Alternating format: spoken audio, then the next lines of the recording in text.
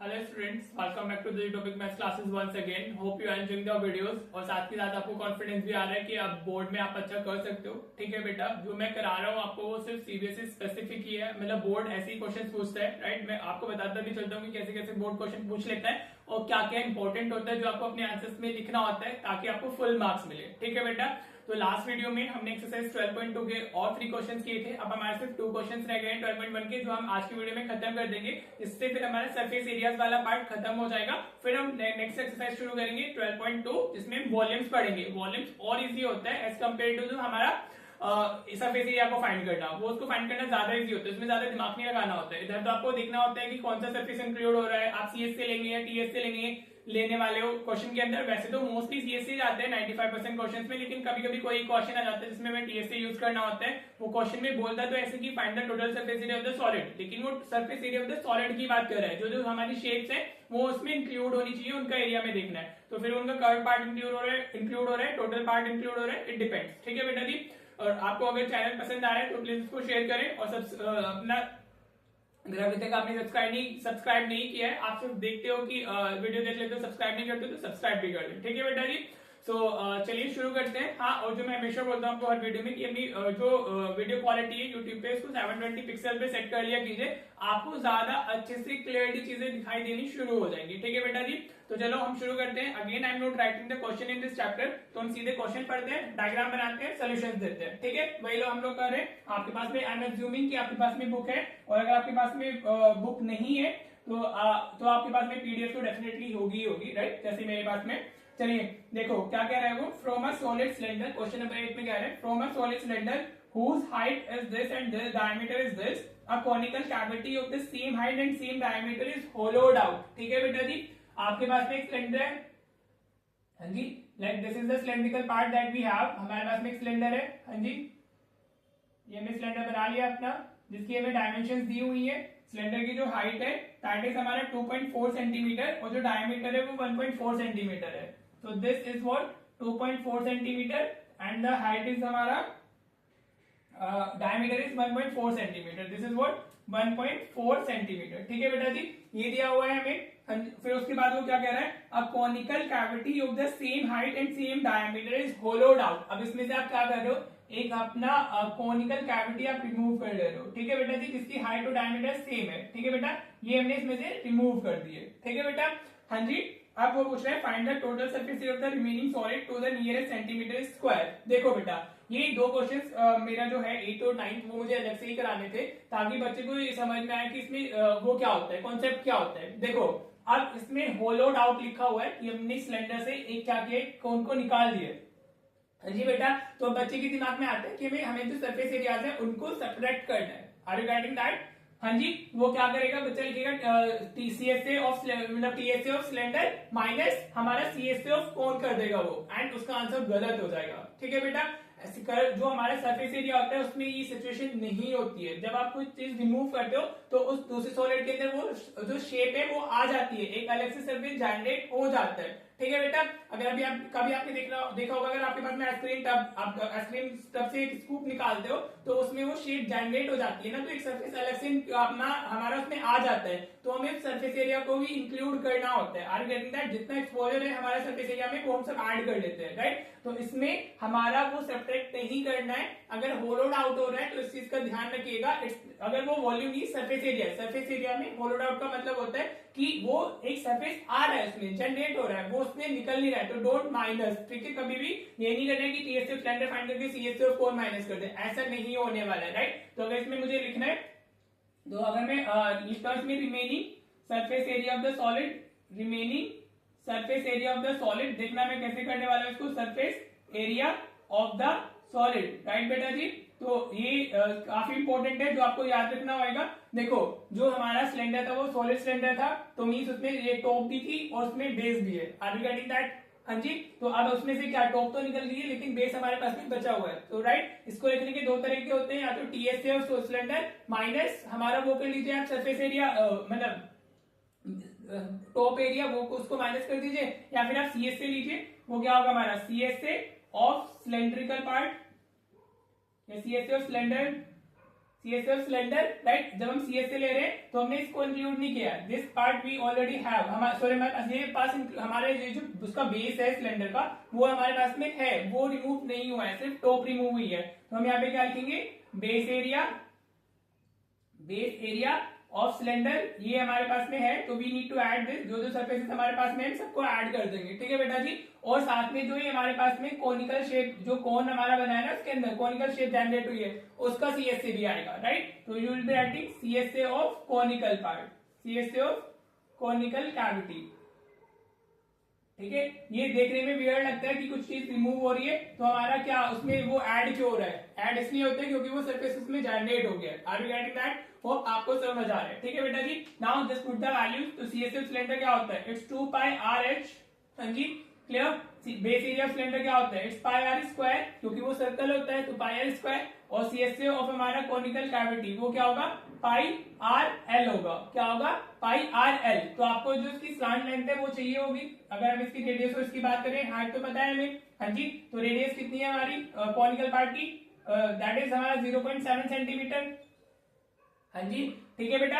और हमारा उसका हाइट कितनी है, height is also same, it's 2.4 centimetre. लेकिन हमें क्या नहीं पता है, स्लांट लेंथ नहीं बताया ना, इस फॉर्मूले में हमारा L यूज होगा, slant length of cone use होने वाली है। तो L स्क्वायर में मैंने बताया था आपको R square plus H square होता है, ठीक है बेटा जी। वैल्यूज डाल दीजिए, R की वैल्यू कितनी है 0.7 का स्क्वायर होगा, प्लस H कितना है हमारा 2.4 का स्क्वायर होगा, राइट बेटा जी।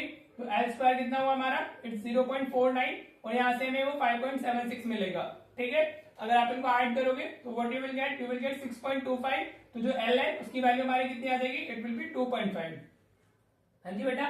L स्क्वायर 6.25 है ना, तो उसका हमारा जो वो होगा क्या कहते हैं slant length, square root find करेंगे तो 2.5 आ जाएगा, ठीक है। चलिए जी, अब कुछ कॉमन आ रहा है, हाँ कॉमन आ रहा है हमारा पाई R कॉमन आ रहा है, तो कॉमन ले लेते हैं, हाँ जी। तो यहाँ से क्या रह जाएगा, will be having 2H plus इधर हमें R मिलेगा और इधर हमारा L बच जाएगा, राइट बेटा जी। ये कॉमन लेना आपको आ रहा है ना, जिस बच्चे को कॉमन लेने में इशू है वो प्लीज कमेंट करे। आपको कुछ नहीं करना है, जो आपने कॉमन ले लिया वो फिर वहां से निकल गया है, वो नहीं बचेगा। तो पाई R निकला, 2H रह गया, पाई R निकला, एक R रह गया, पाई R निकला तो एक L रह गया, राइट बेटा जी।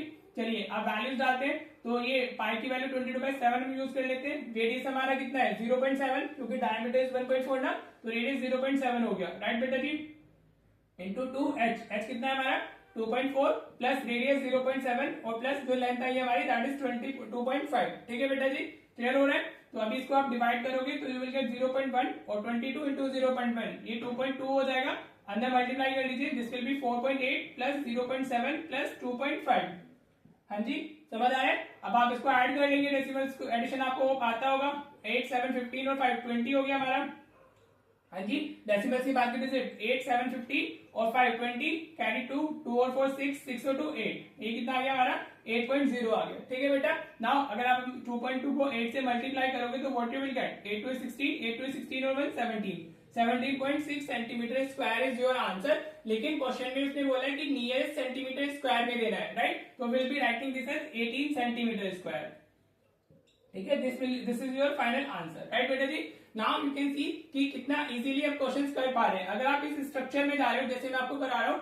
तो आपको कुछ ज्यादा मेहनत करने की जरूरत ही नहीं है, आपको इजीली आपका आंसर मिल जाएगा। बस इस चीज का ध्यान रखना, अगर आप कोई कुछ रिमूव कर रहे हो, हाँ जी बेटा, तो और वो सरफेस एरिया अगर पूछ रहा है, देखो वॉल्यूम के अंदर लिटरल मीनिंग होता है, रिमूव कर रहे हैं तो माइनस कर देंगे, राइट। लेकिन सरफेस एरिया में लिटरल मीनिंग नहीं होता है, अगर रिमूव कर रहे हैं तो सरफेस जनरेट होता है और हम उसको ऐड करते हैं, ठीक है बेटा जी। चलो होप आपको क्लियर हो गया होगा। अभी मैं आपको क्वेश्चन नंबर 9 कराता हूँ, तो उसमें भी वो कैविटी मतलब रिमूव वाले केस है, तो वहां से होल्ड आउट वाले केस है, तो वो आपको अच्छे से क्लियर हो जाएगा। चलो वो क्वेश्चन देखते हैं, फिर हम इस वीडियो को एंड करेंगे, ठीक है बेटा। देखो बेटा क्वेश्चन नंबर 9 में ऑलरेडी फिगर दी हुई है हमें, हाँ जी, लेकिन मैं आपको समझा देता हूँ, फिर भी बना के दिखा देता हूँ, ठीक है। क्वेश्चन क्या कह रहा है वो, a wooden article was made by scooping out a hemisphere from each end of a solid cylinder, right। solid cylinder की जब बात करता है तो solid cylinder का मतलब होता है कि उसके पास में बेस भी है और टॉप भी है, राइट बेटा जी। solid cylinder का मतलब वो होता है, ठीक है, we have बेस एंड अपना टॉप दोनों चीजें, ठीक है बेटा जी।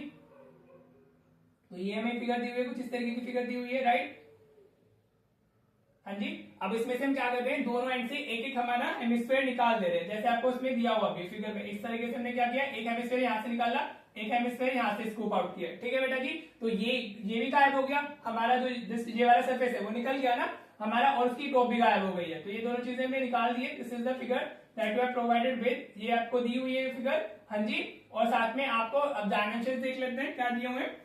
If the height of the cylinder is 10 centimetre, जो हाइट ऑफ सिलेंडर दी हुई है हमें दिस इज हमारा कितना है 10 सेंटीमीटर है, right. And its base of and its base is of radius 3.5 centimetre, और जो बेस का हमें रेडियस दिया हुआ है दैट इज 3.5 सेंटीमीटर, ये हमें गिवन है, हाँ जी। वो पूछ रहे हैं find the total surface area of the article. देखो बोला ऐसे ही जाएगा, total surface area of the article, total surface area का मतलब टीएस से नहीं होता है, आर यू गेटिंग दैट। तो हमें क्या फाइंड करना है, total surface area of the article find करना है। तो you can write total surface area of the article, हाँ जी। तो अगर हमें इसका टोटल टीएस से फाइंड करना है तो इट डजंट मीन कि आप दोनों को टीएस से लेने वाले हो। अब आप देखो ना, आपके पास में एक सॉलिड सिलेंडर था, अब आपने उसमें से एक हेमिस्फीयर निकाल दिया है, तो वो टॉप तो गया, हाँ जी, और एक हेमिस्फेरिकल शेप इसमें आ गई, आर यू गेटिंग दैट। नीचे से भी सेम चीज, हमारा बेस निकल गया है और उसमें एक हेमिस्फेरिकल शेप आ गई है, ठीक है बेटा। तो शेप जनरेट हो गई है, सरफेस एरिया उसमें आ गया है, इंक्लूड हुआ है, वो रिमूव नहीं हुआ है। मतलब वैसे अगर हम उसका मटेरियल देखें, वॉल्यूम तो उससे निकल गई है, लेकिन सरफेस एरिया उसमें जनरेट हो गया है। तो इसके लिए हमारा क्या आएगा, अब हम इसमें क्या लिखेंगे, सीएस से सिलेंडर आ जाएगा, सीएस से सिलेंडर, हाँ जी। क्यों, क्योंकि अब उसका बेस भी है और टॉप बेस आ चुकी है, तो it has just only curved part, तो हम सीएस से यूज करेंगे, ठीक है। प्लस इसमें हमारा क्या आएगा, और वो भी रिमूव भी हुआ है, तो उसमें टॉप तो रहने वाली नहीं है ना, बेस रहने वाला है। तो दो हमारे पास में हेमिस्फीयर है, तो 2 इंटू सीएस से hemisphere, 2 into CS of hemisphere जो आपने उसमें से निकाले हैं, ठीक है बेटा। इसमें ऐड होता है when you are talking about the surface area, तो उसमें ऐड होगा, उसमें लिटरल मीनिंग नहीं होगा, आपको सब्ट्रैक्ट नहीं करना है, ठीक है जी। तो सीएस ऑफ सिलेंडर क्या होता है, इट्स 2 पाई आर एच, हाँ जी, प्लस हमारा जो सीएस ऑफ हेमिस्फीयर क्या होता है, it's 2 pi r square, right. जिसको फॉर्मुलाज लर्न नहीं हो लर्न जरूर कर ले, it's a formula based chapter, formulas डाल लें और आपको आंसर मिल जाएंगे, ठीक है जी। तो now what you can take as common, so we can take 2 pi r as common, हाँ जी, ठीक है। ये हम पहले भी कर चुके हैं, तो हमें यहाँ से h मिलेगा, प्लस हमारा 2 पाई आर निकला तो 2r मिल जाएगा, राइट। बहुत इजी क्वेश्चन होता है हमारा, सच में बहुत ही ज्यादा इजी है, राइट। तो अभी वैल्यूज डाल दीजिए, 2 इंटू 22/7, रेडियस की वैल्यू कितनी है 3.5, h हमारा कितना है 10 सेंटीमीटर, प्लस 2 इंटू आर कितना है हमारा 3.5 हो गया, राइट बेटा जी।